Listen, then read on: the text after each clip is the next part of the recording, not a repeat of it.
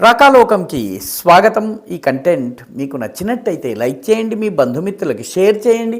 ఇప్పటి వరకు సబ్స్క్రైబ్ చేసుకోకపోతే సబ్స్క్రైబ్ బటన్ని నొక్కండి, అదేవిధంగా బెల్ ఐకాన్ కూడా తప్పనిసరిగా నొక్కండి.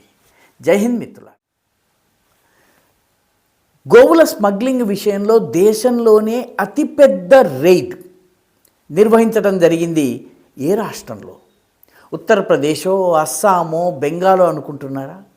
మనందరము చాలా తక్కువ వార్తలు వినేటటువంటి, చాలా మౌనంగా ఉండేటటువంటి రాష్ట్రమైనటువంటి ఒడిస్సాలో దేశంలోనే అతిపెద్ద ఆపరేషన్ని నిర్వహించి ఏకకాలంలో 47 చోట్ల రైడ్లు నిర్వహించి భారీ ఎత్తున గోవుల స్మగ్లర్ల యొక్క మొత్తము, వాళ్ళ యొక్క ఇన్ఫ్రాస్ట్రక్చర్ మొత్తము, వాళ్ళ వ్యవస్థ మొత్తము కుప్పకూలిపోయేటటువంటి రైడ్లను జనవరి 17వ తారీఖున నిర్వహించడం జరిగింది.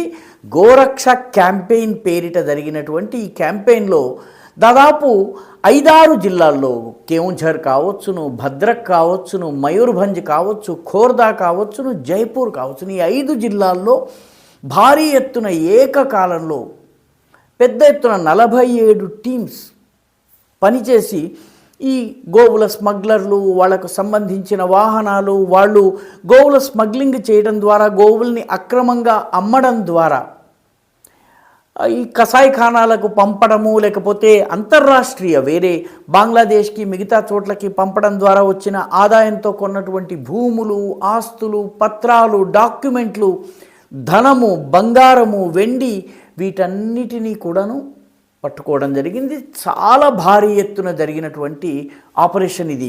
ఏకకాలంలో 5 డిఎస్పీలు, 25 మంది సిఐలు, 36 మంది ఎస్ఐల ఆధ్వర్యంలో జరిగినటువంటి ఆపరేషన్ ఇది. ఈ ఆపరేషన్లో ఏకకాలంలో 11 4 వీలర్స్ ట్రక్కులు కావచ్చు, ఇటువంటివి ట్యాంక్స్ కావచ్చు, ట్యాంక్స్ని మధ్యలో కట్ చేసి దాని లోపల గోవుల్ని పెట్టి పైన ఒక దానిలో నీళ్లున్నట్టుగా చేసి మొత్తం మీద ఈ రకంగా స్మగ్లింగ్ చేసేవి 14 2 వీలర్స్.